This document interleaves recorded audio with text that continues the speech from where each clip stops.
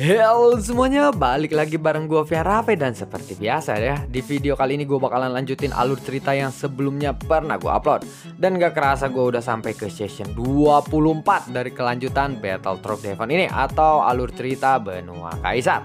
Tanpa banyak basa-basi lagi, yuk kita langsung check this out aja alur ceritanya.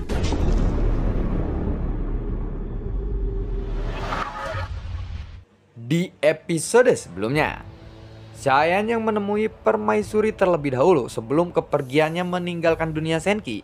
Saat ini Giant lalu memelas kepada sang Permaisuri, dia ingin mendapatkan sebuah senjata. Karena sebenarnya Permaisuri ini sudah memberikan sebuah armor kepada Giant. Namun sepertinya Giant masih kurang untuk merampok sang Permaisuri ini. Permaisuri lalu tersenyum. Setelah dipikir-pikir, sekarang kamu jauh lebih menarik daripada kamu sebelum bereinkarnasi. Dan kamu pasti sangat disukai oleh wanita tua itu, ucap dari sang Permaisuri. Wanita tua? Apa maksud Anda adalah Chen Xianyuan? Aku tidak menjual diriku padanya, ucap dari saya.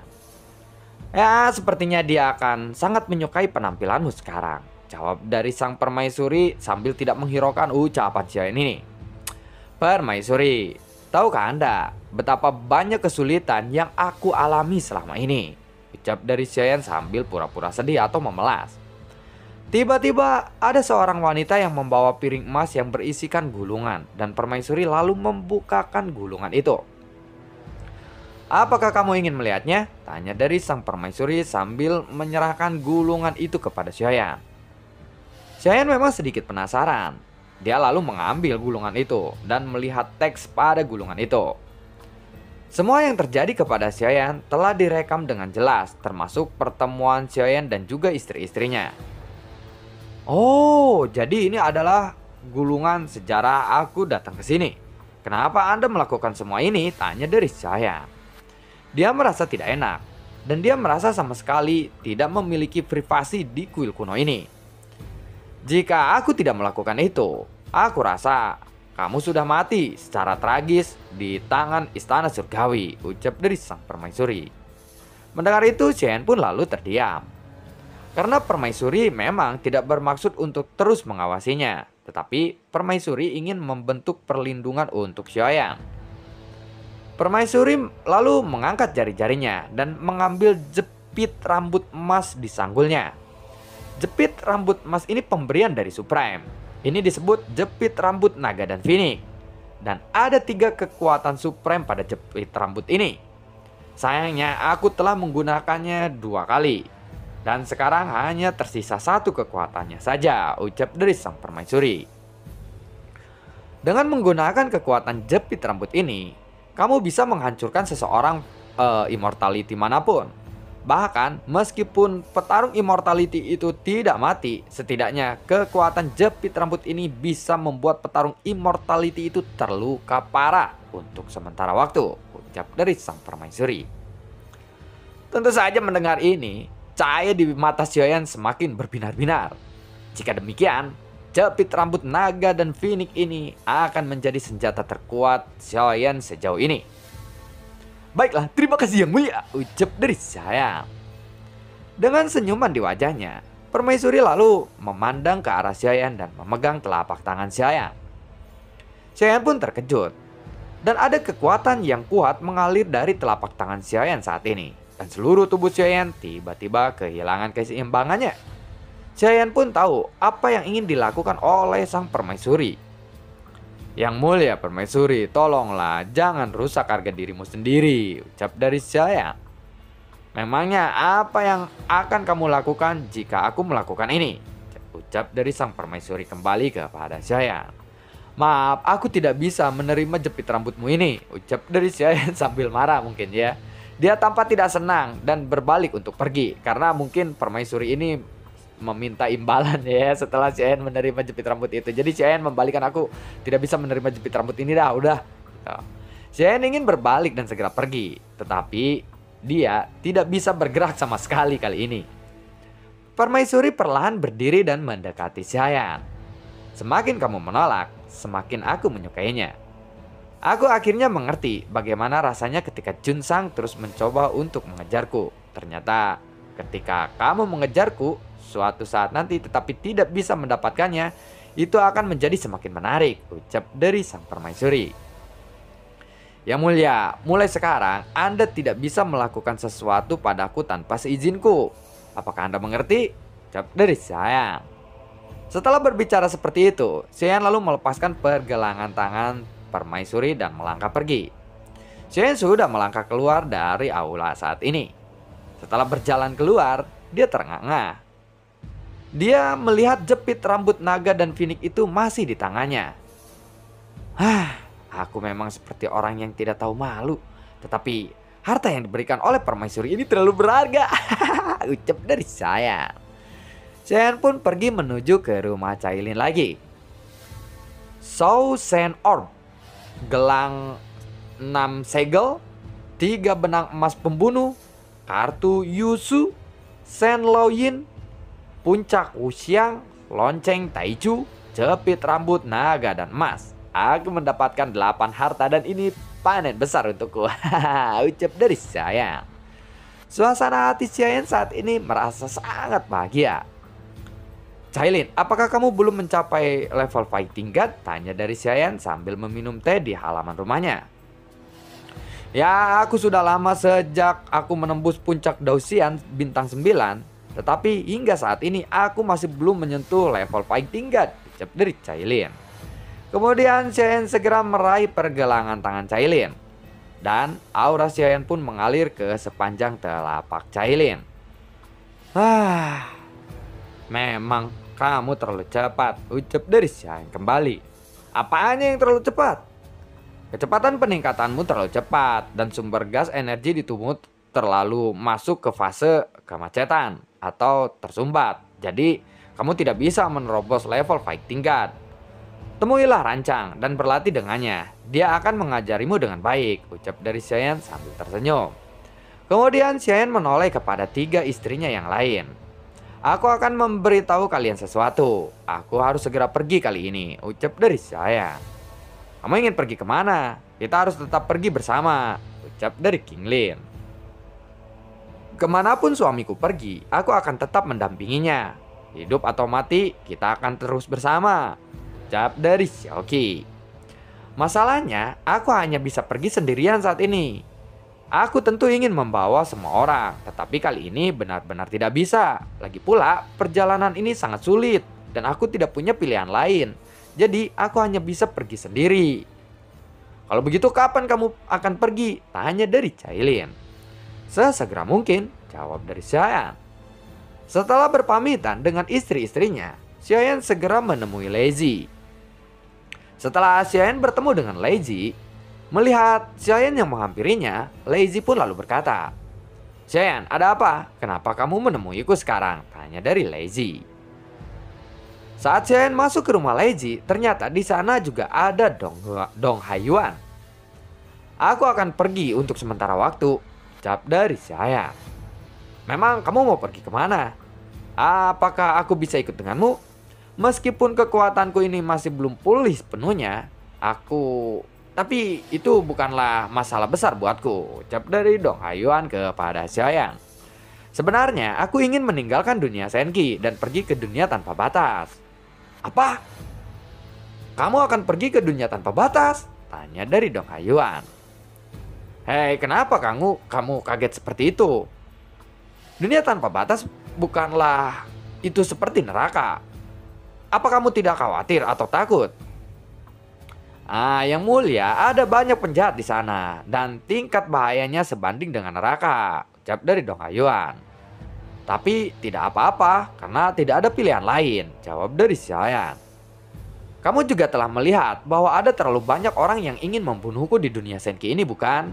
Sebelum aku menerobos tingkat immortality, aku tidak memiliki ruang untuk berlindung di sini. Aku hanya pergi ke dunia tanpa batas untuk mencari jalan menuju level immortality. Tapi dengan kekuatanmu saat ini, aku takut akan terjadi apa-apa kepadamu. Sudahlah, kamu hanya perlu membantuku untuk melindungi alam Dewa Kuno saja. Jangan khawatir, aku punya rencana sendiri. Meskipun Leiji dan juga Dong Haiyuan sama-sama dari dunia lain, ketika mereka mendengar rencana Xiaoyan kali ini, mereka sangat khawatir, terutama Leiji. Sebaiknya kamu harus membawaku kali ini, ucap dari Leiji. Leiji, untuk pergi ke dunia tanpa batas, Xiaoyan harus menggunakan pohon dunia. Dan dia tidak bisa membawa siapapun, ucap dari Dong Haiyuan. Dong Haiyuan memang benar. Aku hanya bisa melakukan perjalanan ini sendirian. Dan ini tidak masalah untukku. Aku akan memiliki klon dewa asli. Di sana mungkin aku juga bisa memulihkan kekuatan klon dewa asli. Namun, tetap saja kamu harus sangat berhati-hati. Karena bahaya di sana benar-benar tidak terbayangkan, ucap dari Dong Haiyuan lagi. Tenang saja, kalian jangan khawatir. Yang penting adalah kalian harus memulihkan kekuatan sebisa mungkin. Karena aku membutuhkan kekuatan kalian ketika aku kembali nanti, ucap dari Xiaoyan. Setelah itu, Leiji dan juga Dong Haiyuan tidak banyak bicara lagi.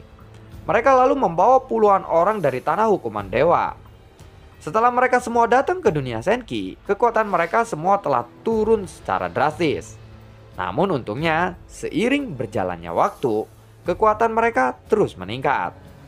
Leiji dan juga Dong Haiyuan memahami bahwa akan sangat sulit untuk menembus level immortality di dunia Senki ini.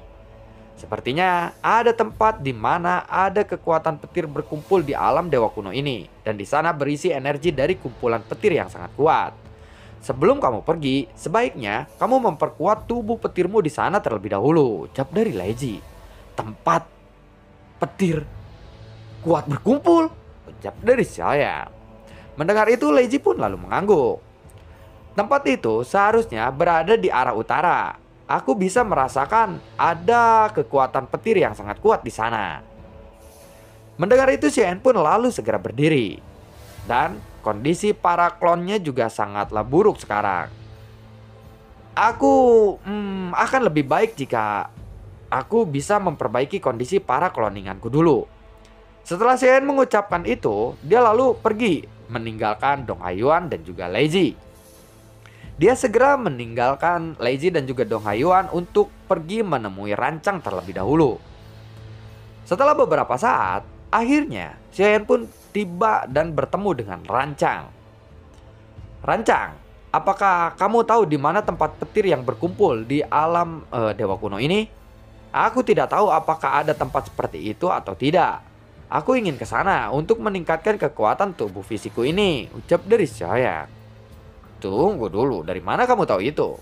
Dan apakah maksudmu tempat itu adalah penjara petir? Tanya dari Rancang. Kalau benar itu, hanya ada satu tempat di mana kekuatan petir ada di alam dewa kuno ini. Penjara petir mengandung kekuatan petir yang sangat menakutkan. Dan itu memang dapat digunakan untuk meningkatkan kekuatan fisik. Jika kamu ingin pergi ke sana, aku bisa mengantarmu, ucap dari Rancang. Baiklah, terima kasih kakak senior Rancang, ucap dari Xiaoyan. Namun, tunggu dulu.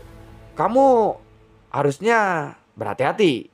Ada beberapa orang penjahat di sana dan semua dari lapisan semua masyarakat, dan mereka dipenjara di penjara petir itu, ucap dari Rancang. Maksudmu? Ya, ada beberapa orang jahat di sana dan dikurung di sana. Mendengar itu, Xiaoyan pun lalu mengangguk. Tetapi Rancang tidak terlalu khawatir kali ini. Bagaimanapun, tempat ini ada di dalam alam dewa kuno. Dan para penjahat yang ditahan di penjara petir itu tidak berani melakukan apapun kepada Xiaoyan. Dan setelah berbicara seperti itu, mereka berdua pun langsung melesat ke arah ke arah utara dari alam dewa kuno. Setelah beberapa saat, apa yang muncul di hadapan Xiaoyan ini adalah aula penjara petir. Tempat ini berukuran 1000 kaki dan tergantung di udara. Di atasnya ada awan hitam yang menutupi langit. Saat berdiri di bawah awan petir ini, ada rasa penindasan atau tekanan yang kuat. Di luar aura penjara petir ini, ada ratusan penjaga yang menjaga tempat itu. Tetapi setelah melihat Rancang, mereka semua lalu mengepalkan tangan mereka dengan sangat hormat. Jelas, Rancang telah sering berkunjung ke tempat ini. dan sering menggunakan petir ini untuk menempa kekuatan tubuhnya. Kakak senior Rancang, apakah ada petarung immortality di aula penjara petir ini? Tanya dari Cyan. Mengenai itu, setelah masuk ke tempat ini, kekuatan immortality mereka semuanya telah dirampas. Tetapi kekuatan mereka jauh lebih kuat daripada puncak Fighting God bintang 9. Jika kamu khawatir, aku bisa menemanimu untuk masuk. Jelas, mereka tidak akan berani melakukan apapun kepadaku. Tunggu dulu. Oh ya, ngomong-ngomong, kekuatan kakak senior Rancang ini sepertinya telah meningkat pesat ya, ucap dari Cyan saat merasakan kekuatan Rancang ini secara sekilas. Namun jika dibandingkan denganmu, tentu saja aku masih kalah cepat, jawab dari Rancang. Oh ya, aku ingin bertanya kepadamu. Mengapa aku tidak bisa membangkitkan ingatan dari kehidupanku yang masa lampau, ucap dari saya. Kamu adalah reinkarnasi dari Junsang. Kemudian ada 8 reinkarnasi sebelum kamu. Dan tidak satupun dari mereka yang bisa membangkitkan ingatan Junsang secara menyeluruh. Sepertinya Junsang memang sengaja menghapus ingatannya sebelum dia bereinkarnasi. Oh, begitu ya. Ya, setidaknya tidak akan ada kenangan yang mungkin akan mengganggu hatiku saat ini. Ya benar, meskipun kamu tidak bisa membangkitkan semua kenangan dari Junsang, setidaknya kamu juga tidak mengingat banyak hal yang sedih, bukan? Kenangan yang harusnya dilupakan, atau ya karena kamu tidak harus mengingatnya. Aku menjadi lebih penasaran tentang itu. Dan ya baiklah, kalau begitu silakan masuk. Ya ada untungnya juga sih, aku belum membangkitkan semua ingatan Junsang kali ini. Dan mendengar itu, Rancang pun lalu mengangguk. Ya sudah, tidak ada banyak waktu. Aku akan memeriksa situasinya terlebih dahulu, ucap dari Cyan. Saat Rancang berniat untuk menemani Cyan, dia segera dihentikan oleh Cyan. Kakak Rancang, sepertinya kamu tidak perlu menemaniku kali ini. Aku bisa masuk sendiri, dan jangan khawatir. Aku punya rencana sendiri, jawab dari saya. Dan mendengar itu Rancang pun lalu berkata, baiklah, kalau begitu aku akan berjaga-jaga di luar saja. Jika terjadi sesuatu, kamu bisa memanggilku, jawab dari Rancang. Baiklah, terima kasih kakak senior. Rancang pun lalu tersenyum dan mengangguk, dan dia segera memerintahkan para penjaga itu untuk mengawal Cyan ke aula penjara petir ini. Aula penjara petir ini memiliki total 6 lantai. Semakin tinggi levelnya, semakin kuat ketahanannya. Oleh karena itu, semakin tinggi jumlah lantainya, semakin kuat petir yang akan ditekan kepada Cyan. Dengan kekuatan fisikmu, aku rasa kamu hanya bisa memasuki sampai lantai 4 saja. Kekuatan petir di sini dapat dengan mudah menghancurkan seseorang Fighting God bintang 7 sepertimu. Jadi, kamu harus berhati-hati dan jangan sampai menyerap secara berlebihan, ucap dari Rancang. Mendengar itu Cyan pun lalu mengangguk. Dan para penjaga segera membawa Cyan ke aula penjara petir. Namun para penjaga hanya membawa Cyan tepat ke depan pintu aula penjara petir saja. Dan di sini petirnya sudah berkedip-kedip. Dan kemudian salah satu penjaga itu memberikan hormat atau kartu petir kepada Cyan. Kamu bisa masuk dengan menghancurkan kartu petir ini, ucap dari sang penjaga. Cyan tidak menoleh ke arah belakang setelah mengambil kartu petir itu dan berjalan menuju aula penjara petir. Kemudian para penjaga itu kembali berjalan menuju ke arah Rancang. Setelah Cyan memasuki aula penjara petir, para penjaga itu lalu bertanya kepada Rancang. Tuan Rancang, siapakah yang baru saja memasuki aula petir itu? Tanya dari salah satu penjaga. Ya, dia adalah adikku, jawab dari Rancang. Adik tuan? Sejak kapan Anda memiliki adik laki-laki? Ucap dari sang penjaga sambil menatap ke arah Rancang dengan penuh curiga. Hei, identitas adikku itu tidak sesederhana yang kalian bayangkan. Jika aku mengatakannya, kalian pasti ketakutan, ucap dari Rancang. Kemudian mereka semua duduk dan minum anggur dari gelas masing-masing dan sambil menunggu Cyan keluar. Namun para penjaga itu benar-benar penasaran karena bagaimanapun juga mereka belum pernah melihat atau mendengar Rancang memiliki seorang adik laki-laki. Hah, baiklah. Sebenarnya dia adalah reinkarnasi Junsang. Dan aku yakin bahwa adikku ini akan menjadi Junsang yang baru di dunia Senki di masa depan. Tiba-tiba Rancang berkata seperti itu. Tunggu dulu. Jadi pria yang baru saja memasuki aula penjara petir itu adalah Supreme? Tanya dari salah satu sang penjaga. Ya, tentu saja. Jawab dari Rancang. Apa? Sialan, tadi kami tidak memberikan hormat sama sekali kepadanya. Bahkan kami telah meremehkan dia, ucap dari sang penjaga lainnya. Awalnya, mereka mengira bahwa Xiaoyan ini adalah seorang pendosa atau penjahat yang dibawa oleh Rancang. Dan tidak ada yang mengira bahwa Xiaoyan ini adalah seorang reinkarnasi Supreme. Tenanglah, tenang saja. Kalian tidak akan mendapatkan masalah. Adikku itu baik hati dan rendah hati. Dia tidak akan peduli tentang semua yang kalian lakukan. Sudahlah, kalau begitu ayo kita minum-minum lagi sambil menunggu dia keluar, ucap dari Rancang. Dan lalu bagaimanakah kelanjutan ceritanya? Akankah Xiaoyan berhasil ya untuk menempa tubuh petirnya di tempat ini? Dan kalau kalian yang mengikuti live-nya, kalian bisa udah jauh ya, udah sampai Xiaoyan pergi dan bertemu dengan Chen Xianyuan. Namun ya tetap saja gue tetap harus bikin konten dengan yang sangat mudah banget dimengerti dan dipahami ya. Kalau di live-nya kan gue langsung tuh bacain, jadi mungkin agak beribet dan aneh karena itu belum gua rekap dan hanya sekilas daya tangkap otak gua saja gitu ya. Kalau kalian tertarik, kalian bisa ikuti live-nya jam 8 malam hari ini dan sampai dengan selesai. Dan sampai ketemu lagi di video gue berikutnya. Semoga sehat selalu untuk kalian juga. Terima kasih gue ucapin kepada kalian yang selalu mendukung channel ini dari dulu hingga saat ini. Dan gue juga selalu ucapin terima kasih banyak buat kalian yang sudah mensupport channel ini lewat link Saweria di bawah kolom deskripsi. Sampai ketemu lagi di video gue berikutnya. Assalamualaikum dan sampai jumpa. Dadah.